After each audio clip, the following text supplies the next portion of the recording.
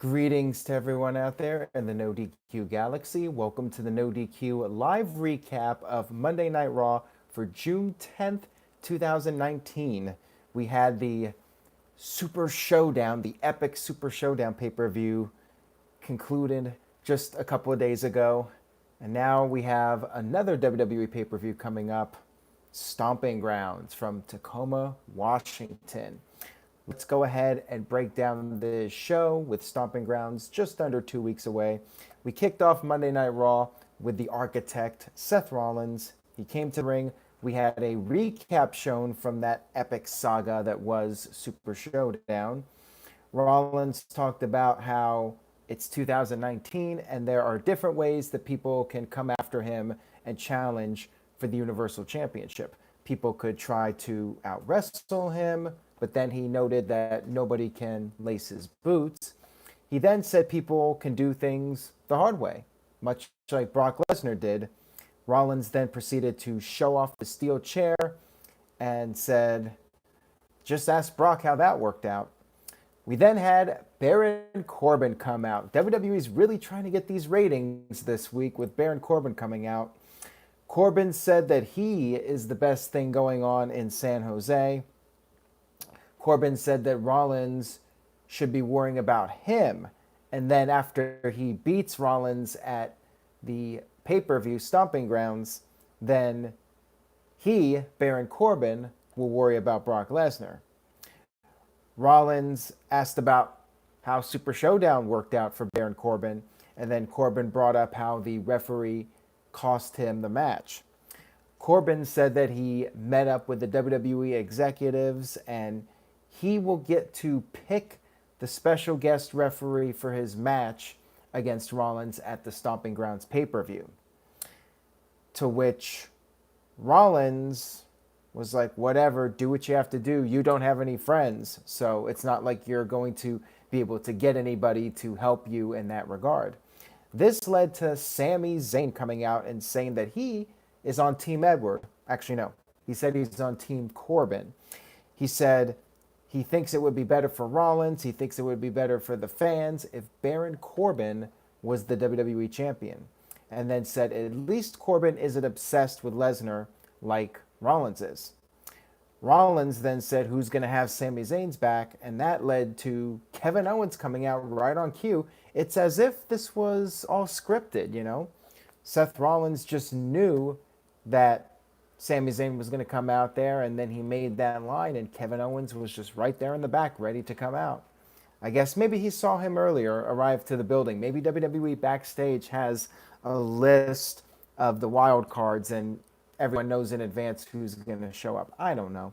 But anyways, Rollins came out, and Owens came out. Rollins challenged Owens to a match, which, interestingly enough, did not take place right after the commercial break like it usually does.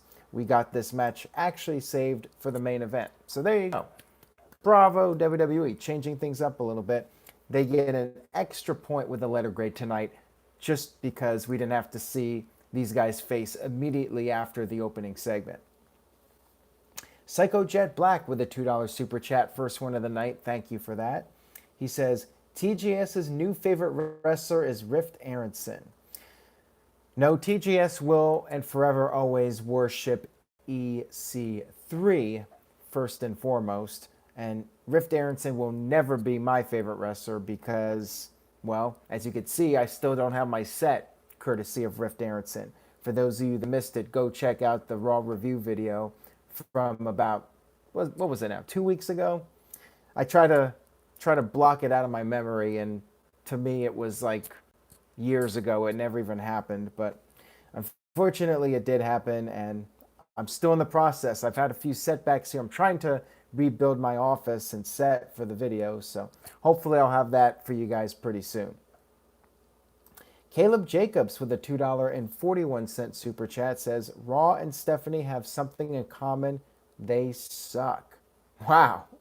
Pretty graphic comment there from Caleb Jacobs. What do you mean they suck? You want to specify on that a little bit? What you mean by that exactly?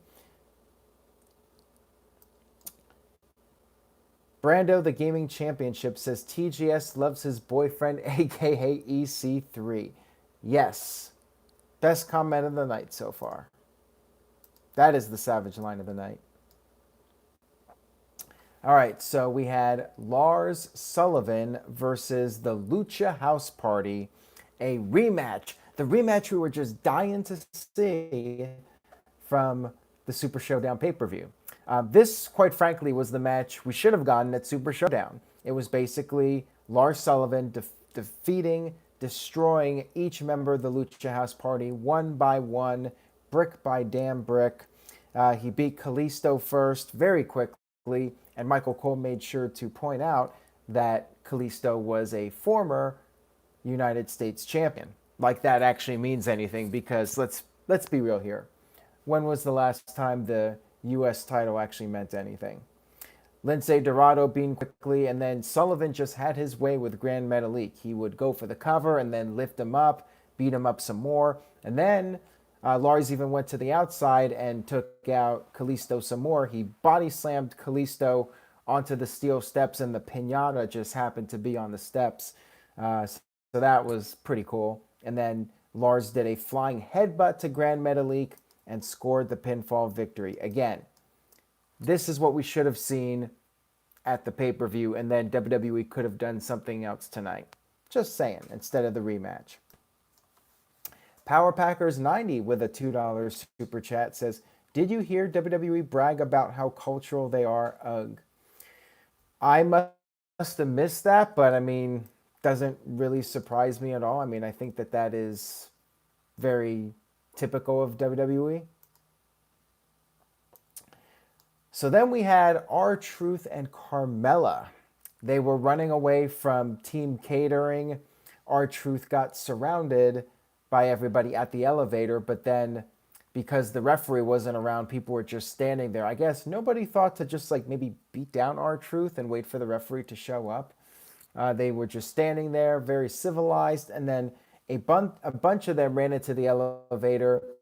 I guess they were trying to go down a floor or up a floor. I'm not even sure. But basically what happened was a bunch of them got stuck in the elevator. You had R-Truth, Carmella, Heath Slater, who was really suffering because he has kids and he's stuck in an elevator. That's never good. You had Drake Maverick there with his 24/7 Steve Austin knockoff t-shirt. You had EC3 with his beverage of choice in his little red cup. And I think there was one other guy. I'm forgetting who the other person was. I'm sure a billion people in the chat room will mention who that person was. And throughout the night, we would have more segments with these guys, and I'll get to that here in a few minutes.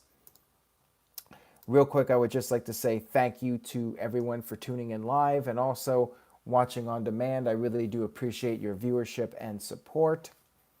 If you enjoy the video, please spread the word, tell a friend. Ooh, W Glass 90 says, EC3's beverage of depression. Yeah. As Metallica once said, sad but true. And Ma Wrestling says Aaron sounds so calm tonight. That's because I've been in a process of spiritual awakening. I've been meditating more. I've been enjoying the great outdoors, and I'm not going to let wrestling get me angry anymore. So you're going to see a new and improved Aaron Rift here on the NoDQ recaps. I'm going to do the opposite of what everyone else does. You have other people that go on YouTube and just scream for 30 minutes. Their volume's always at a 10. You got to tone it down a little bit. You got to be quiet. You got to be reflective. So I'm going to tone my voice down for these videos. I'm going to range between a 5 and a 6. You know, you don't want to be too extreme. I don't want to be a 10 volume-wise the entire video. It's just not healthy. I want to live a long life. I don't want to be just having my blood pressure raised so high that I drop dead at 50. I got to live a long time. I may have kids someday. I don't know. I got to take care of myself. Hank Schrader on the shitter, best name ever. $2 super chat says, Renee Young commentary is atrocious and cringe. I wasn't really paying much attention to the commentary. I mean, I don't feel like she was any worse than usual. I just feel like the commentary in general is very bland.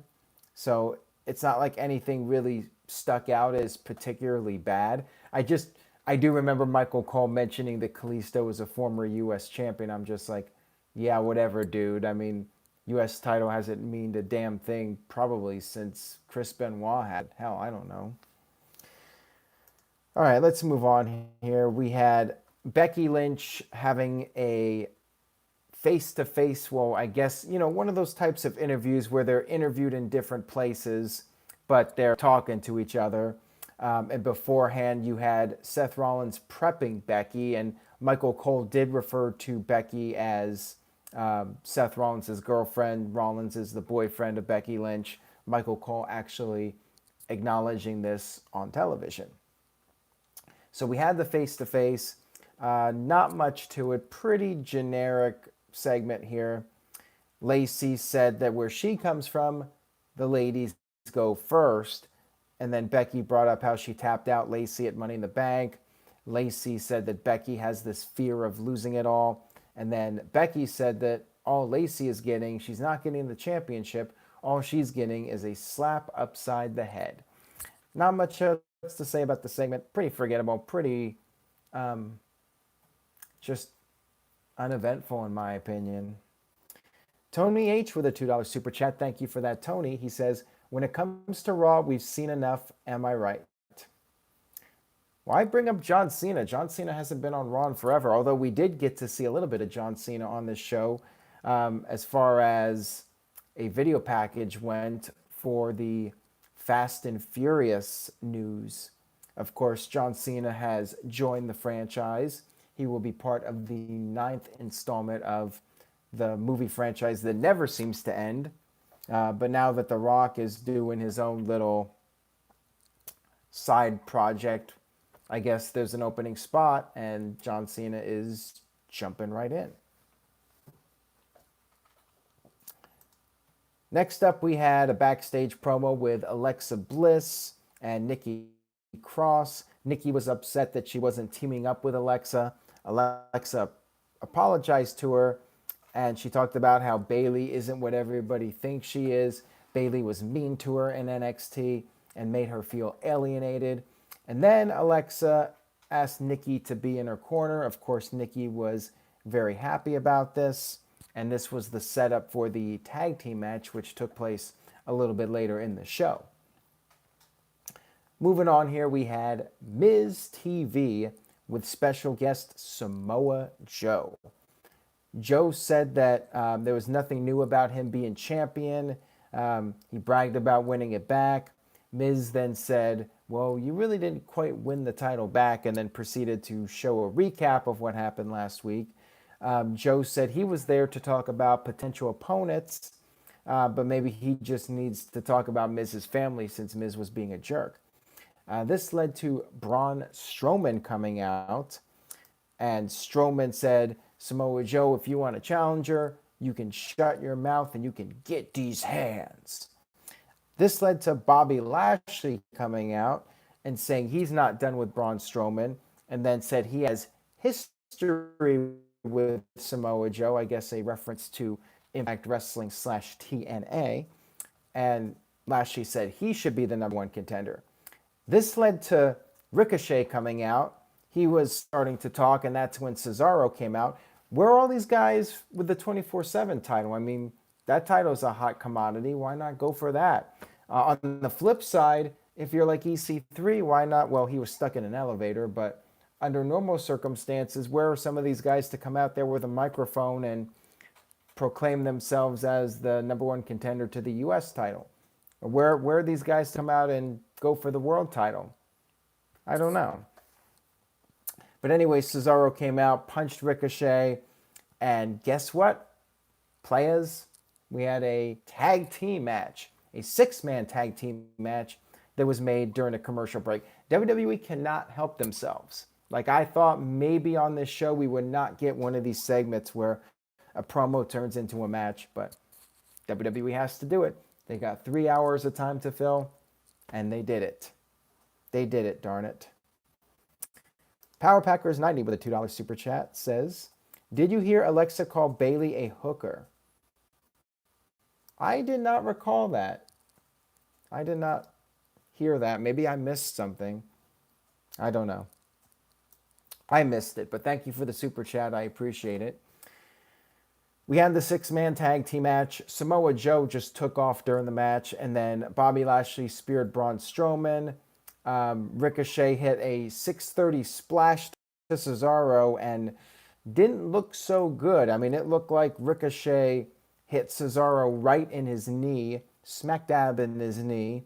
He pinned Cesaro, and during the commercial break, or actually not during the commercial break, the camera just wasn't on him, but Cesaro was helped out of the arena by the officials, and there's concern that he suffered a legitimate injury at the hands of Ricochet, which really sucks if that's the case, because Cesaro's just getting this big singles push, although he did end up losing to Ricochet. So there you go. I don't know what to make of that. Oh My God Ruler with a $2 super chat. Thank you for that. Says, watching the NBA Finals, see my friend Freddie Mercury? I have no idea what that comment's about, but thank you for the super chat. I will be seeing Adam Lambert with Queen coming up pretty soon, but unfortunately won't be seeing much of Freddie Mercury unless I go back and watch him on YouTube. And Hank Schrader on the shitter with another $2 super chat says, let's go Toronto. Thank you for that, Hank Schrader on the shitter. I really do love that username. JS Pin 401 with a $2 super chat. No comment, just a super chat. Thank you for that. Oh My God Ruler says with a $2 super chat, my friend cosplayed as Freddy in the crowd. On Raw or the NBA Finals? Oh, Caitlin says they were trying to tell you his friend dressed up as him tonight. Thank you for that. Thumbs up. Thumbs up. Caitlin should make a cameo on this video. Don't think it's going to happen. You guys are going to have to convince her in the chat room to make a cameo appearance. Hijack the video. I mean, we had Riff Aronson do it, but why not you? That's true. That is true. You got to come over and give your letter grade at the end. Putting her on the spot here. Okay, so where were we?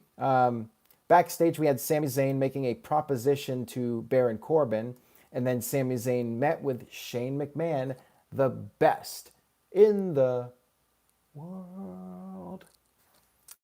I got to be quiet. Can't be too loud. See, it's pretty late here too, so I gotta not do the Shane McMahon intro because I'll wake everybody up around me, and that would not be good. We had Sami Zayn say he could be the guest referee for the main event of Seth Rollins versus Kevin Owens, or even be a second referee on the outside. Shane McMahon then suggested the very same idea, to which Sami Zayn responded by calling Shane a genius. There you go. So Sami Zayn was made the special guest enforcer, I guess the secondary referee for the main event. Next up, we had Becky Lynch and Bayley, the Raw and SmackDown Women's Champions, respectively, against the lady, Lacey Evans, and Alexa Bliss, who did not have her coffee tonight. What was up with that? Where was the Alexa Bliss coffee? Did WWE already give up on that gimmick? Sean Warrington with a $2 super chat says, NXT needs to be on Monday. Raw is so boring. I don't think that's going to happen, Sean, but you know, you always got to believe. Don't stop believing. Anyways, this was Bayley's hometown. Bayley was over like hot cakes. She was over like EC3 and TJS's house. We had Lacey Evans using Nikki Cross for a distraction, and then that led to Lacey giving the women's right to Becky, and then she gave a women's right to Bayley as well. And then we had Alexa hit the Twisted Bliss, or attempted to, but Bayley got her knees up. However, during that sequence, Lacey had made the tag. She tagged in Alexa before Alexa went for the Twisted Bliss. Alexa got hit by the knees of Bayley, and then Lacey got in the ring, hit the women's right on Bayley, and pinned the SmackDown Women's Champion Bayley to set up her match with the Raw Women's Champion at the Stomping Grounds pay-per-view. So there you go. Next up, we had Paul Heyman come out for a promo. He said that Seth Rollins is not a worthy champion and called him a thug. And he said because of what Rollins did at the pay-per-view with the steel chair, no more Mr. Nice Jew and no more Mr. Nice Beast.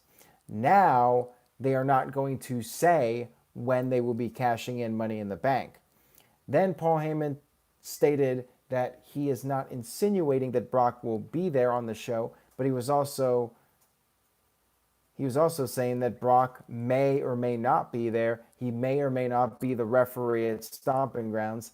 He may or may not show up at any random show. That's what he was insinuating.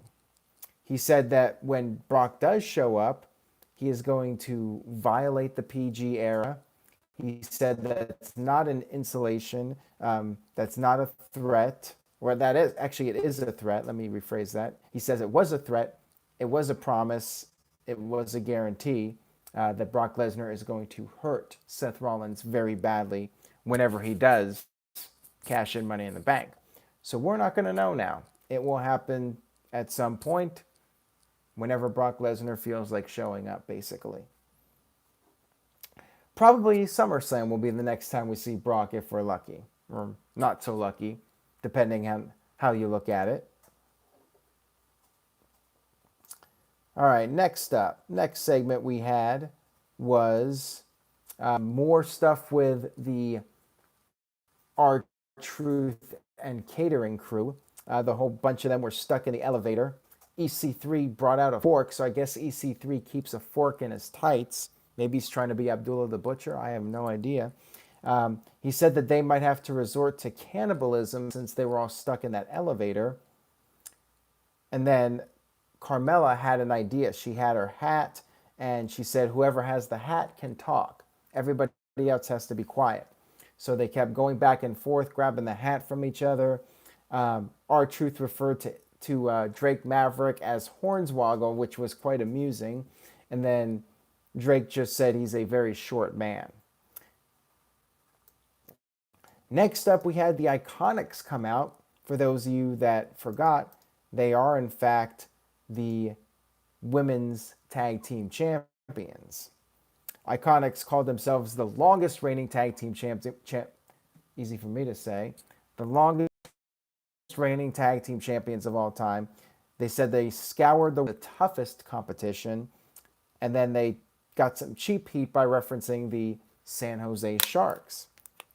We had a tag team match between the Iconics and some random local indie team. Iconics made short work of them. So there you go. Iconics finally win a match as champions. How about that? And for some reason, everybody in the chat room is talking about soda. Why is that? What's going on here? I'm drinking water, so I have no idea what's going on here. We had a clip of Roman Reigns, because you got to get Roman Reigns on Raw somehow. So here's what happened. WWE did not cancel this week's Monday Night House show in Reno, Nevada. So that went on as scheduled. The past few weeks, the Monday Night House shows were getting canceled. This one did not get canceled, and this one had Roman Reigns on the card. So Roman Reigns was in Nevada for the house show.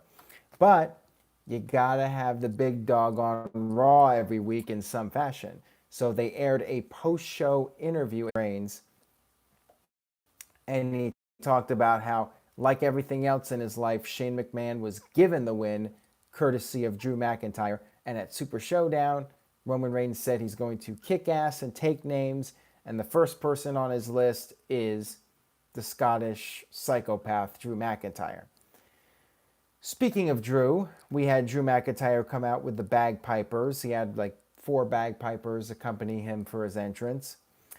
There were balloons in the ring. There was the trophy, the best in the world trophy. Shane McMahon came out. said that Roman Reigns has accomplished a lot, but he has not defeated Shane McMahon.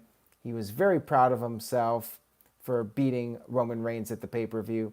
And then there were boring chants from the fans. I was thinking they were going to do CM Punk chants, but they did not. They only chanted boring.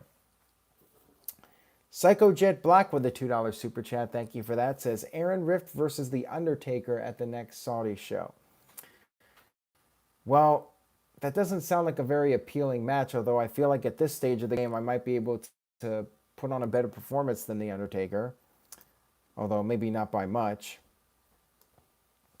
And then a $5 super chat from Shanti Kurz. Sorry for that. $5 super chat. He says, let's refer to this Roman and Shane as the Roman-Shane feud. Sure, why not? Or let's just not refer to it at all if we can help it. I mean, I'm just bored with it, and I feel like it's just going to keep dragging on. Like, we're going to get this feud through SummerSlam. Would not shock me at this point. I mean, right now it's being advertised for the Extreme Rules pay-per-view. It's being advertised Roman Reigns versus Drew McIntyre and Shane in a handicapped match. Hopefully that isn't accurate, because I really don't want to see another Roman Reigns Shane match ever in my lifetime, but I feel like we'll keep getting these matches, at least until Roman faces Seth or whatever main event match he has at SummerSlam. Maybe it'll be Shane going for the Universal title at this point with the way he's being pushed. Who knows? So anyways, back to the promo. Drew McIntyre, once again, doing the cheap heat, just like the Iconics, saying San Jose is the last place he wants to be at. They show no respect. He vowed to defeat Roman Reigns at Stomping Grounds, and then Shane and Drew proceeded to pour champagne into the trophy. Shane McMahon started drinking from the cup, and then that's when he introduced the Revival. Shane said that they cannot drink yet, though. First, they have to win the tag team titles, and then they can attend the party with Shane and Drew McIntyre. During this segment, I kept thinking like Roman Reigns was going to come out, and then I remembered, oh, wait, they're doing the SmackDown house show, so that's not going to happen. We had the triple threat match for the tag team titles. In case you forgot, Zack Ryder and Kurt Hawkins. Wow. Just goes to show how out of the loop I am with the tag team division. I bet Mojo Rawley wishes he was tag team champion at this point. But yeah, we had Ryder and Hawkins defending against the Usos and the Revival in a triple threat. Jey Uso did all the work with super kicks and was about to win the match, but then Scott Dawson stole the pinfall, pinning, I believe, Hawkins. I'm not even sure, nor do I care. But long story short, the Revival are once again your WWE Raw Tag Team Champions. Maybe we'll get a tag team title match on the kickoff. Usos versus Revival for the titles on the Stomping Grounds kickoff. There you go. We had more hijinks in the elevator with R-Truth and the catering squad. They were starting to bond in the elevator, you know, this idea that they might not survive their 1 hour in the elevator or whatever it was supposed to be. And then the elevator door finally opened.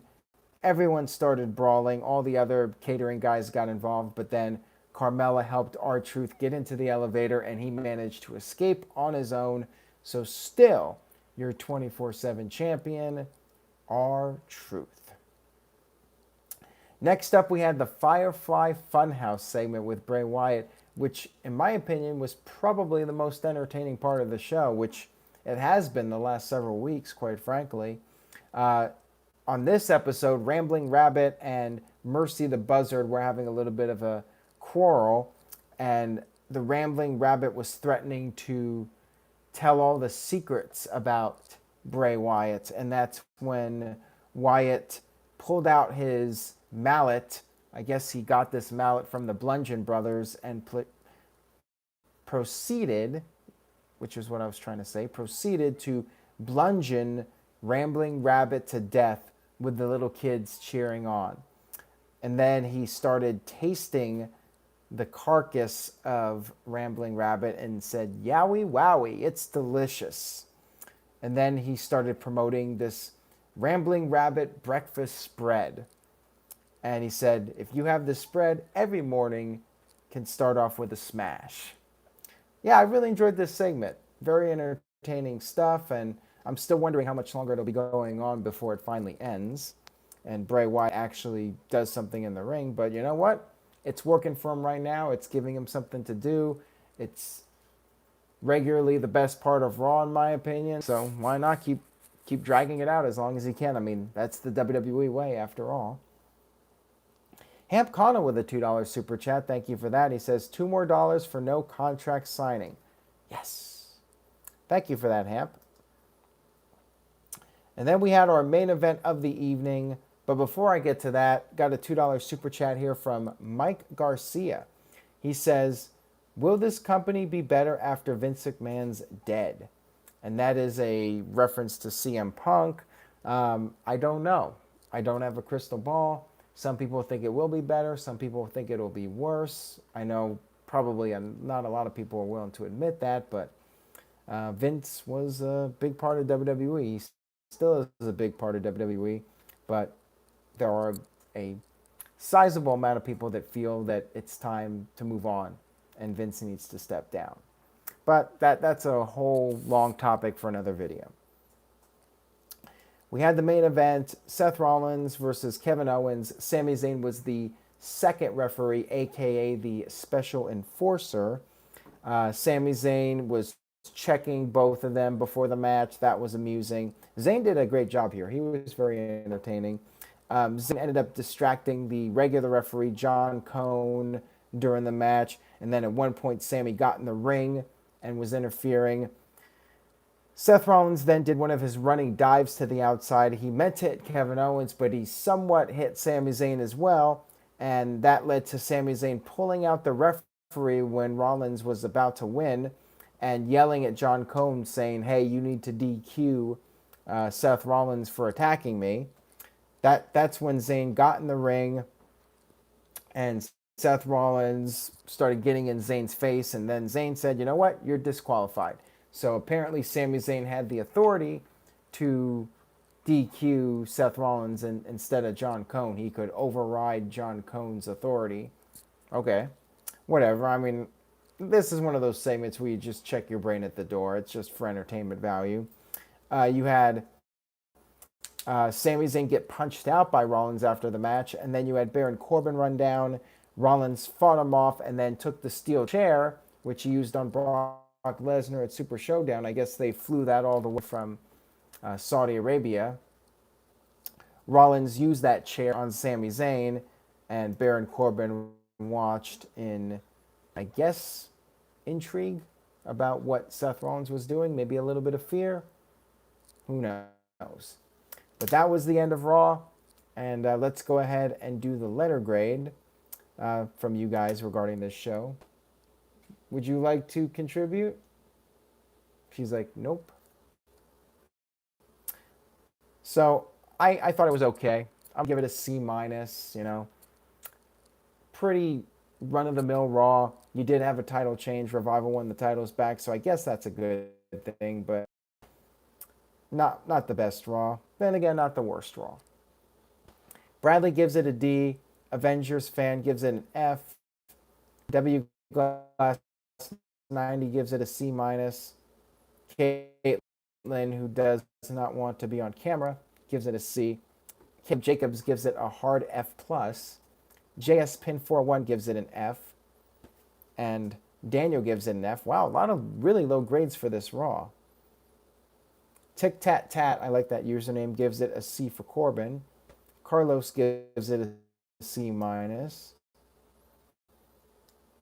Dr. Scorpio gives it a D, so maybe I was being too easy on this show. It seems like guys really did not care for this Raw too much. Caitlin says Aaron said B- to C+. Well, there you go. That's pretty fair. I mean, I don't know. It was just another show to me. Nothing about it really stood out one way or another. Mike B with a C-, so same grade as me. I feel like I was leaning towards like a D plus, but then Revival winning the titles, I'm like, all right, fine, get it off Hawkins and Ryder already. I mean, shouldn't have even happened in the first place, but you know how it is in the world of WWE. All right, guys, so on that note, I will go ahead and wrap up this live recap. I hope you enjoyed the video. If you did, please share it with a friend, spread the word. I will be back tomorrow night to recap SmackDown. Stay tuned for that.